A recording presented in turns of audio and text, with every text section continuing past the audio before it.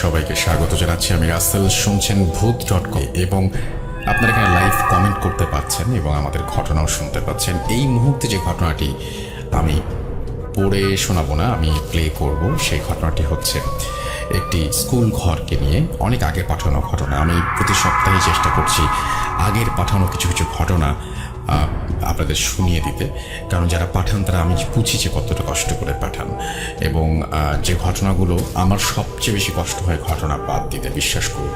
আমি যখন শুনি একটা অডিও ক্লিপ হয়তো 22 মিনিটের, আমি 21 মিনিটের মাথায় এরকম হয়েছে যে কোনো একটা শব্দ বা কোনো একটা কিছুর জন্য বা ঘটনাটা এমন দিকে মোড় নিয়েছে যে ঘটনাটা আর সিলেক্ট করা সম্ভব হলো না। খুব খারাপ লাগে 21 মিনিট শোনার পরে যখন এরকম লাগে। এটা কিন্তু প্রতিনিয়তই হচ্ছে, প্রতিনিয়তই হয়। সুতরাং আমার দিকটা একটু বুঝবেন এবং আমি আশা করবো যে আপনারা ঘটনা পাঠানো কোনোভাবে বন্ধ করবেন না এটা ভেবে যে আমার ঘটনা তো পড়া হবে না। না, আপনার ঘটনা অবশ্যই পড়া হবে, সেটা অন এয়ারে যাক আর না যাক। আমি যে পড়বো এটা তো আপনি মোটামুটি নিশ্চিত। আমি আপনাকে মোটামুটি না, পুরোপুরি নিশ্চিত হবার গ্যারেন্টি দিচ্ছি। আপনি যেটা করবেন সেটা হচ্ছে ঘটনাটা প্লিজ একটু আমাকে বা আমার পর্যন্ত পৌঁছে দেবেন।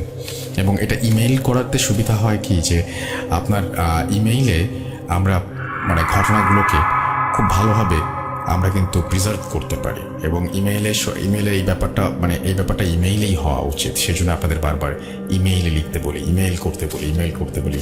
এই জন্য আপনারা অনেক ঝামেলাও পোহান। বাট এখন যে দুনিয়া, এই মুহূর্তে যে দুনিয়াতে আমরা আছি, সেই মুহূর্তে আমাদের সবচেয়ে বেশি এই সমস্ত ব্যাপারের উপরেই বা এই সমস্ত জিনিসের উপরে আমাদের নির্ভরশীল হতে হচ্ছে। আমরা ফেসবুক সোশ্যাল মিডিয়ার কথা বলছি, এবং এই যে ইমেল যাই বলেন না কেন, এগুলোর উপরে আমাদের নির্ভর হতে হচ্ছে। তো যাই হোক, আপনি ঘটনা পাঠান russell.booth.com@gmail.com এই অ্যাড্রেসে, এবং আমাদের russell.স্বাধীন ফেসবুকে যেতে হবে, www.facebook.com/russell.স্বাধীন। এখানে গিয়ে আপনি আমাদের পোস্টের নিচে কমেন্ট করতে পারেন, লিখতে পারেন, এবং আপনিও আরও অনেককে জানতে পারেন এই পেজটি সম্পর্কে। আমি আবারও বলছি, এটি এখন আমাদের একমাত্র পেজ, আমাদের আর কোনো পেজ নাই। সুতরাং অন্য কোনো পেজে গিয়ে বিভ্রান্ত হবার কোনো কারণ নেই। আর এই পেজটি আমি নিজে দেখাশোনা করি, এবং আমাদের সাথে আমাদের কিছু এডিটর রয়েছেন, তারা আমাদের হেল্প করেন। তো এই যাই হোক, আমরা এখন চলে যাব আমাদের ঘটনায়। আশা করছি পুরোটা সময় আমাদের সাথে থাকবেন। আসসালামু আলাইকুম রাসেল ভাই, আশা করি ভালো আছেন। আর আপনি তো সবসময় ভালোর দলে থাকেন। আমার নাম মোহাম্মদ বাদল। আমি কুড়িগ্রাম জেলার রৌমারী উপজেলার চরবলমারি নামে একটি গ্রামে বাস করি। আজকে আমি আপনার সাথে যে ঘটনাটা শেয়ার করব, সেটি আমার সাথে ঘটে যাওয়া একটি মর্মান্তিক ঘটনা। অনেকদিন ধরেই বলবো বললে বলা হয়নি, এই রমজানে বলে ফেললাম। আশা করি আপনার কাছে ভালো লাগবে, আর ভালো লাগলে অবশ্যই সবার সাথে শেয়ার করবেন। বেশি কথা না বললে আমি আমার ঘটনায় চলে যাই। আসলে ভাই, আমার সাথে ঘটনাটা ঘটে 2015 সালের আগস্ট মাসে, যখন আমি ক্লাস 5-এ পড়ি। ক্লাস 5-এ পড়ায় সামনে সমমানী পরীক্ষা ছিল, এবং সমমানী পরীক্ষা থাকায় আমাদের স্কুলে রাতে কোচিং করানোর সিদ্ধান্ত নেয়। কোচিং করানো মানে সন্ধ্যা 6টা থেকে রাত 10টা পর্যন্ত। এবং রাসেল ভাই, আর একটা কথা, স্কুল থেকে আমার বাসার দূরত্ব ছিল 7 কিলোমিটার। সেজন্যে রাতে একা আমার পক্ষে সেখানে গিয়ে কোচিং করা সম্ভব ছিল না। সেজন্যে আমি আমার চাচাতো ভাইয়ের সাথে রাতে যেতাম। চাচাতো ভাই আমাকে রাতে সেখানে নিয়ে যেত, আবার কোচিং শেষ হলে নিয়ে আসতো। কিছুদিন যাওয়ার পর রাসেল ভাই, সে একটা শাখা থেকে পড়ে গিয়ে তার বলা চলে একটা পা ভেঙে যায়। সেজন্য আমার পক্ষে আর তার কোচিংয়ে মানে স্কুলে যাওয়া সম্ভব হয় না, সেজন্য আমি আর কিভাবে স্কুলে যাই। সেজন্য আমরা স্কুলে কয়েকজন বন্ধু মিলে সিদ্ধান্ত নিলাম যে আমরা স্কুলে কোনো একটা রুমে থেকেই কোচিং করব যতদিন কোচিং চলছে। এজন্য আমরা আমাদের স্কুলের প্রধান শিক্ষককে অনুরোধ করলাম এবং অনেক অনুরোধ করার পরে প্রধান শিক্ষক রাজি হলেন কারণ আমরা ছিলাম স্কুলের বলা চলে অনেক ভালো মানের ছাত্র। আমাদের জন্য এটুকু স্যার করবে, এটাই স্বাভাবিক।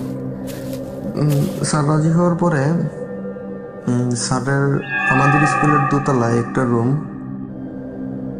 রুমটা ছিল এরকম যে আমাদের দোতলার ডান পাশে সবার ডানে একটা রুম ছিল। রাসেল ভাই, আমি স্কুলে যাওয়ার পর থেকে কোনোদিনও রুমটা খোলা দেখিনি, মানে সবসময় বন্ধই দেখেছি। আর কি কারণে যে বন্ধ ছিল সেটাও কোনোদিন জানতে চাইনি। স্যার আমাদেরকে রুমটা খুলে দিল। রুমটা খোলার পরে দেখলাম রুমটার মধ্যে অনেক ভাঙা বেঞ্চ, চেয়ার ইত্যাদি ইত্যাদি মানে আবর্জনা পড়ে আছে। আমরা একদিন পরেই সেগুলো সাফ করলাম, মানে পরিষ্কার করলাম। তারপরে আমরা বাড়ি থেকে চার্জার মতো কম্বল, খেতা, বালিশ নিয়ে গেছিলাম, সব মানে বিছিয়ে থাকা শুরু করলাম। রাসেল ভাই, আমরা মানে তিনজন বন্ধু থাকতাম, মানে সবার আর দুজন ছিল, ওদের নাম ছিল মাজেদুল ও ফয়সাল। ওদের বাড়িও মানে অনেকটাই দূরে ছিল, সেই জন্যে ওদেরও আসার প্রবলেম হতো, সেই জন্যে থাকে।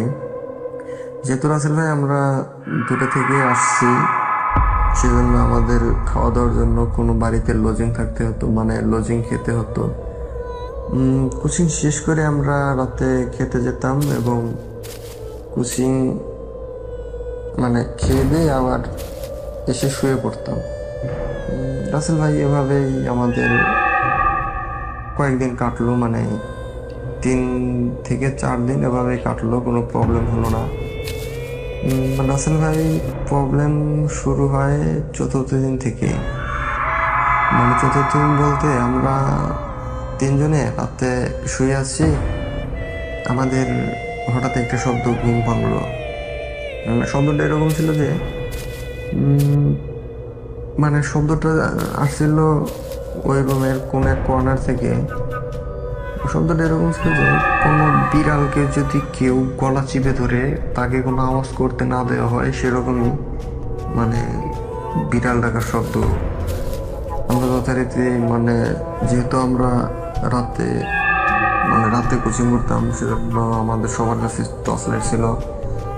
আমরা টর্চ লাইট ধরলাম এবং ধরে দেখলাম যে একটা কালো বিড়াল, একবারে কালো, চোখ ছিল রক্ত লাল, মানে মানে কিভাবে বলবো যে এমন বিচ্ছিরি বিড়াল জীবনে দেখিনি। এবং সে আমাদের দেখে জানালা দিয়ে লাফ দিয়ে চলে গেল। তখন অতটা ভাবিনি।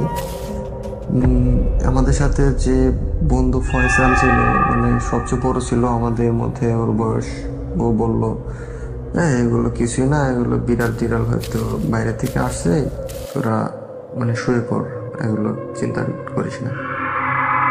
এই জন্য আমরা মনে করো যে শুয়ে পড়লাম। আবার সকালে উঠে দেখি মানে একটা মাথায় একটা মানে জিনিস ভাবলো যে মানে খেললো যে আমরা তো দোতলায় ছিলাম আর জানলাও তো আটকানো ছিল, বিড়ালটা কিভাবে লাফ দিল, ওর কোন জায়গা দিয়ে লাফ দিল, আর যদি লাফও দেয় তাহলে দোতলা থেকে এটা কিভাবে সম্ভব। যাই হোক, অত কিছু ভাবারই নাই, সিম্পল এটা হতেই পারে। কিন্তু মানে সেটাই কি শেষ ছিল না পরে কিছু করতে চলছে, এটা আমাদের মানে আমরা জানতাম না যে এর পরে আর কি হবে। আসলে তারপরে প্রতিদিন আমাদের সাথে এমন অনেক ঘটনা ঘটছে যে কিরকম যে ও ছাদের মধ্যে মনে হয় অনেকজন মানুষ মানে আলোচনা করছে বা গ্যাদারিং করছে বা খাওয়া দাওয়া করছে। অথবা আমাদের এমনও মনে মনে হতো যে আমরা ওখানে থাকলে মারা যাব। মানে রাতে থাকলে আমাদের জন্য হয়তো বাইরে গিয়ে অপেক্ষা করছি, আমরা বাইরেও যেতে পারতাম না, এমন একটা অবস্থা মানে হয়েছিল রাসেল ভাই। কিন্তু রাসেল ভাই আমরা এই ঘটনাগুলো কারোর সাথে শেয়ার করতাম না, যে কয়দিন পর পরীক্ষা কি এগুলো হয়তো সেখানে শেষ হয়ে যাবে, শেয়ার টেয়ার করতাম না। রাসেল ভাই পরীক্ষার আর 15 দিন বাকি আছে, কোচিং চলছে। আমরা এক বন্ধু মানে তার বাড়ি চলে যায়, আমরা সেজন্য দুজনেই থাকতে হয়। একদিন রাতে আমরা দুজন শুয়ে আছি, আর শোয়া অবস্থায় দেখলাম যে মানে সেদিন রাতেও শুয়ে আছি, রাত তখন মনে হয় 11টা বাজে। আমাদের একটা মেয়ে মানে কান্নার শব্দে আমাদের ঘুম ভাঙে দুজনেরই। মানে কান্নাটা এমন ছিল যে অনেক মায়াবী সুরে কে যেন কাঁদছে, মানে ওই রুমের ওই কর্নার থেকে আসতেছে। আমরা আবার সেদিনকার মতোই মানে টর্চ লাইট মারলাম, টর্চ লাইট মারার মতো। আমরা অনেক ছোট থাকার কারণে ক্লাস ফাইভে তো ছিলাম, মানে অনেক ছোট থাকার কারণে একটু ভয় কাজ করছিল যে এটা আবার কি হয়। পরে মানে ইগোন টর্চ লাইট মারলাম, টর্চ লাইট মারার পর দেখি রাসেল ভাই মানে এটা দেখার জন্য প্রস্তুত ছিলাম না বললে চলে। মানে একটা মেয়ে সাদা কাপড় পরা, অনেক বড় বড় মানে লম্বা চুল, আমাদের উল্টো দিকে পড়ে বসে কি যেন খাচ্ছে, মানে আমরা ঠিক বুঝতে পারছি না। কিন্তু আমাদের দেখে মানে আমাদের উপস্থিত হলো, মানে টর্চ লাইট মারার সাথে সাথেই মেয়েটা এমনভাবে মাথাটা ঘুরালো, মনে হয় যে কোনো একটা বল 360 ডিগ্রি অ্যাঙ্গেলে আমাদের দিকে মানে তাকালো। এটা দেখে তো রাসেল ভাই আমি কি বলবো, মেয়েটার মানে চোখ তো ছিলই না, মুখের মধ্যে রক্ত মানে চুয়ে চুয়ে পড়ছে। এটা দেখে তো মানে সেন্সলেস হয়ে পড়ে যাই।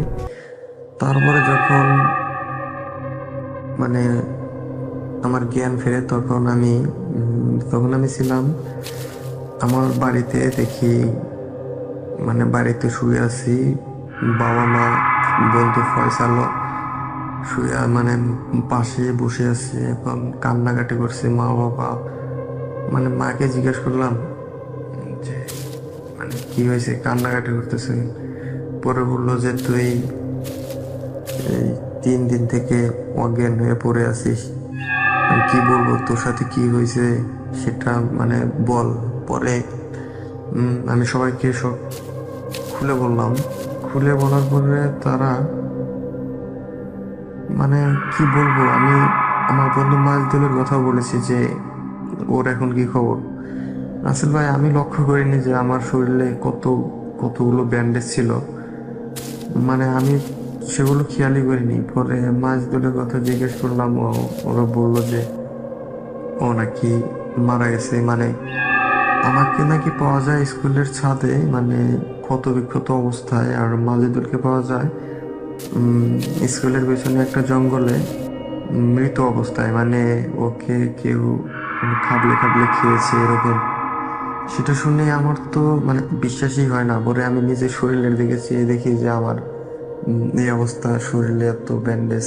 আমি তো তারপর থেকে আমার 2 মাস জ্বর ছিল রাসেল ভাই, যার কারণে আমি আমার সমমানে পরীক্ষাও দিতে পারিনি সেবার। আমার জ্বর মানে না থামায় মা মানে এক বড় হুজুরের কাছে যান। হুজুর বলে যে আপনার ছেলেরা যে রুমে ছিল ওই রুমে কয়েকগুলো দুষ্টু জিন বসবাস করতো, এবং তারা যাওয়ায় তাদের মানে থাকার ব্যাঘাত ঘটে। সেজন্য তারা তাকে অনেকভাবে মানে না করে এখানে থাকার জন্য, কিন্তু তারা সেটা বুঝতে পারে না, হয়তো কোনোভাবেই মানে বুঝে উঠতে পারে না, সেজন্য তাদের সাথে এরকম ব্যবহার করে। রাসেল ভাই এই ছিল আমার ঘটনা, আশা করি আপনার ভালো লাগবে। আর কথাবার্তায় কোনো ঝামেলা হলে অবশ্যই ক্ষমা দৃষ্টিতে দেখবেন, অবশ্যই সবার সাথে শেয়ার করবেন। আর রাসেল ভাই আমাদের এলাকায় অনেক ঘটনা রয়েছে যা আপনার কাছে শেয়ার করার মতো, অবশ্য সময় পেলে বলবো। রাসেল ভাই আসসালামু আলাইকুম। আসসালামু আলাইকুম দিশিনা। কে তুমি? ভূত.com